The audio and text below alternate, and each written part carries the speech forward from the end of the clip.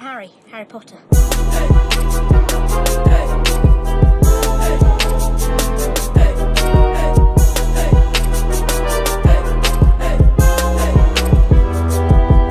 Listen.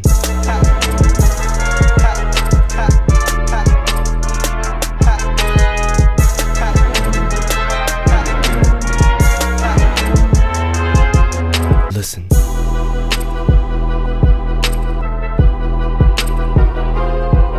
Listen.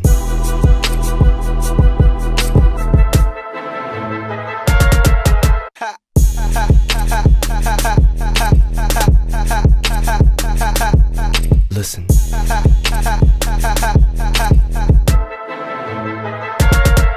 Listen.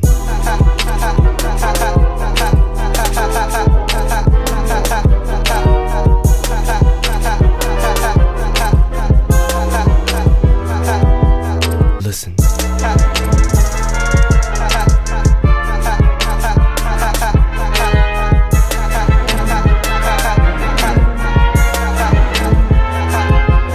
Listen.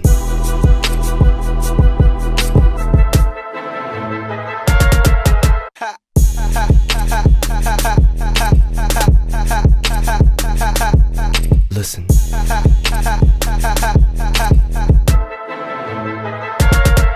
Listen.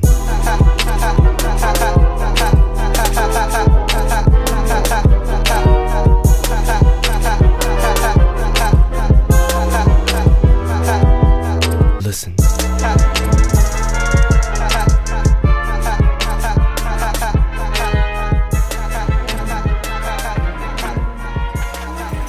Boy, it is freezing. What's up, guys? Welcome to the video. It is Thursday, November 15th.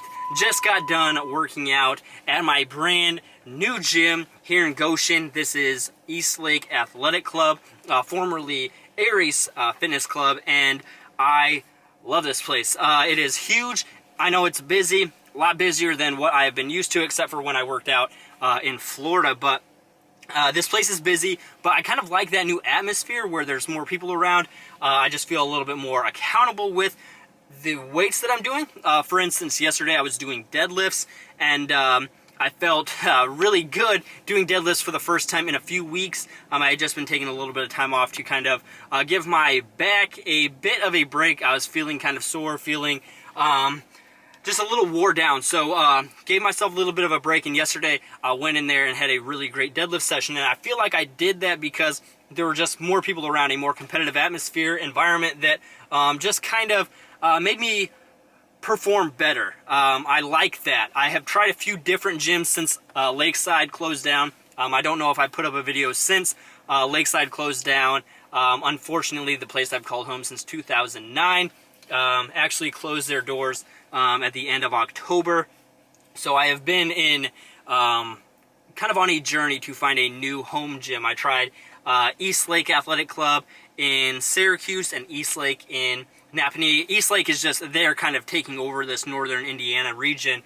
Then I tried an Anytime Fitness in Warsaw, and all these places have been just too small, and I just haven't really felt like they're a good fit for me. But after trying Eastlake Athletic Club Aries, I'll just call it Aries, after trying Aries in Goshen, I definitely felt more at home.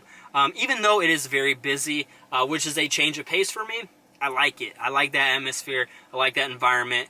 I think it's going to really help me make more gains, both with my physique and strength gains overall, just because I think I needed a change. I was starting to get very, my workouts were getting very mundane, and a lot of times if the weight felt heavy, or if I was doing something that I didn't really feel like I wanted to do that bad, like say I had a heavy squat day or a heavy deadlift day or something like that, and the weight did feel heavy, sometimes I would honestly just take the weight off and say, I'll do it next time. And you know what? It's hard to get better when you do that a few times a month, or a few times, like over time, that really starts to build up. And I think this new environment is going to do my body and my goals a lot of good, and change just in general. is important for making gains. But now I am about to go home, watch the Purdue basketball game, then go get something to eat. And today, Fantastic Beasts 2, The Crimes of Grindelwald comes out, and I could not be more excited. I have my Harry Potter shirt on. I don't know if you can see that. I wore that over my stringer while I was warming up, and then as I came back outside. So I am super pumped to go see this new Fantastic Beasts movie. It looks like it's starting to tie in a lot more with the overall Harry Potter franchise rather than just kind of that first Fantastic Beasts movie that felt very centered and focused on Newt Scamander, which I do like his character, but I want to dive more into that Harry Potter universe. So I'm super excited to go see that, but first, going to head home, watch the Purdue game, and go get something to eat, and I'll see you guys in the next clip. In West Lafayette, Indiana, where they have action right now. And I love Notre Dame. Mike Bray's my... Alright guys, so just got done eating at Hacienda. Didn't record anything when I was in there, like what I got or anything like that, just because I was kind of in a rush. We ordered our food at 7, the movie starts at 8, and the food didn't come out until 7:35, so like hurried and ate it super quick. Actually got a chimichanga with chicken and then rice and beans as well. So hurried and ate that real quick, but now going to see the movie. I'll talk to you guys afterwards. Where's John Watson or something? Newt, you never met a monster you couldn't love. Let's take him.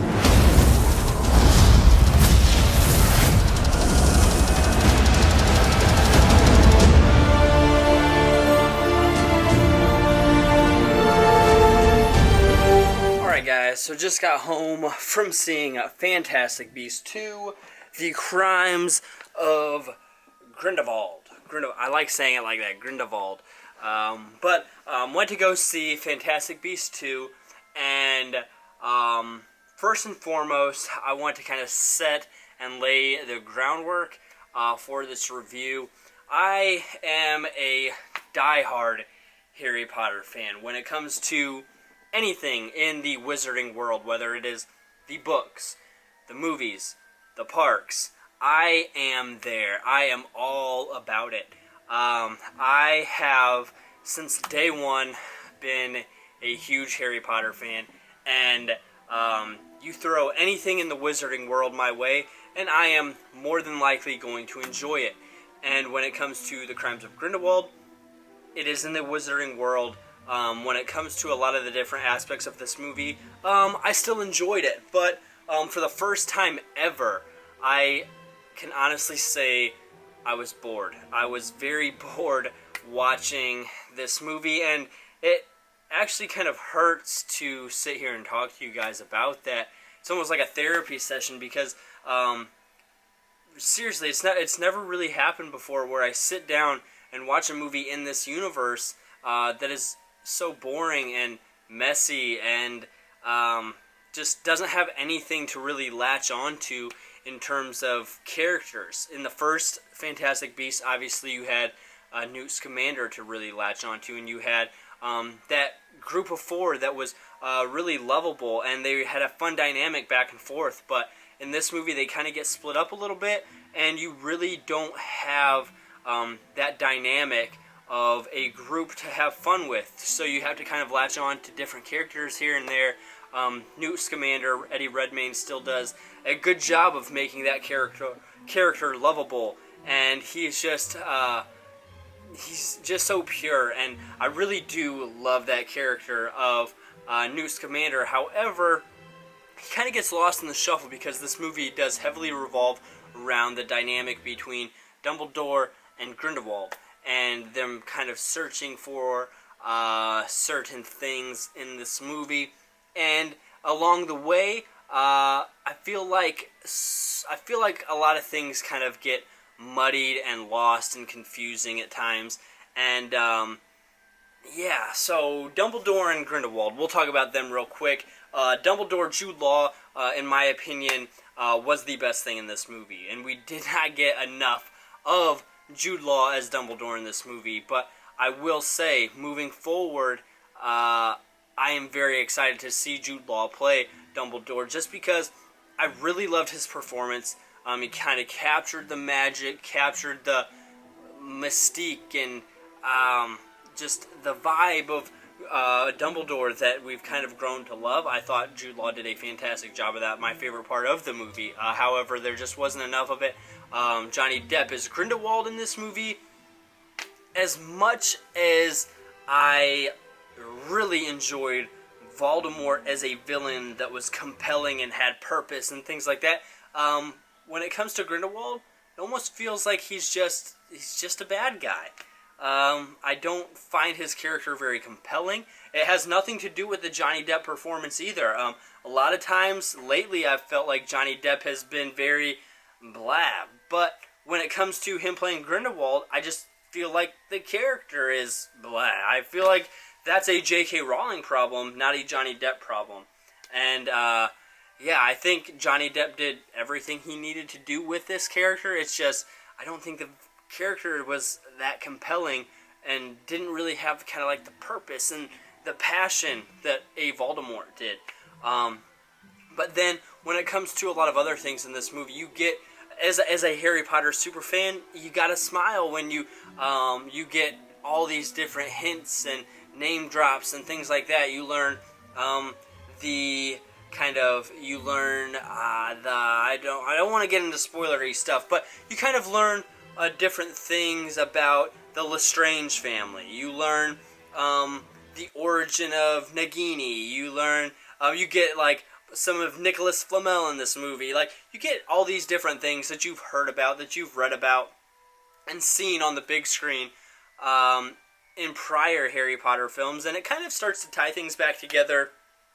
But again, they're just, I feel like a lot of those things in this movie were just there to kind of say, hey, fans, I know who this character is. We're gonna name drop him. I know you know that character. We're gonna tell you some more backstory, things like that. Where I feel like they didn't necessarily push the plot forward. For instance, Lita Lestrange, Zoe Kravitz's character, I think she did it. Like, her character was very important in this movie, and they did a good job of kind of pushing her storyline forward and the whole Lestrange storyline forward. So I think they did a very good job there. But overall, I just felt very bored while watching this. I feel like they probably could have cut a solid 15 to 20 minutes off this movie, and we wouldn't have missed out very much.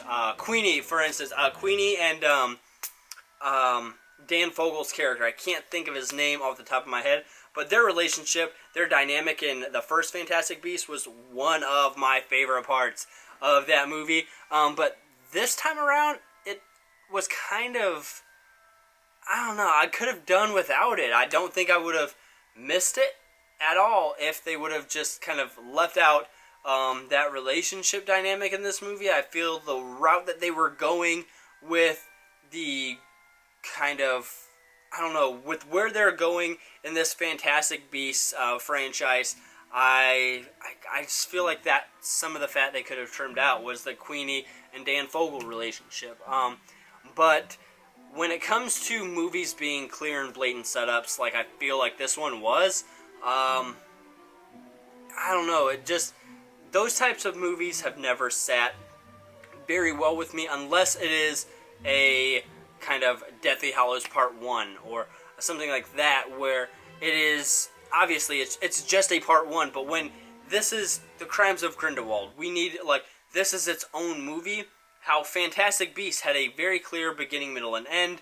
Alright, sorry, battery died, but like I was saying, I just felt like this movie was a very clear and blatant setup for Fantastic Beasts 3, 4, 5, however many they are deciding to do within this franchise.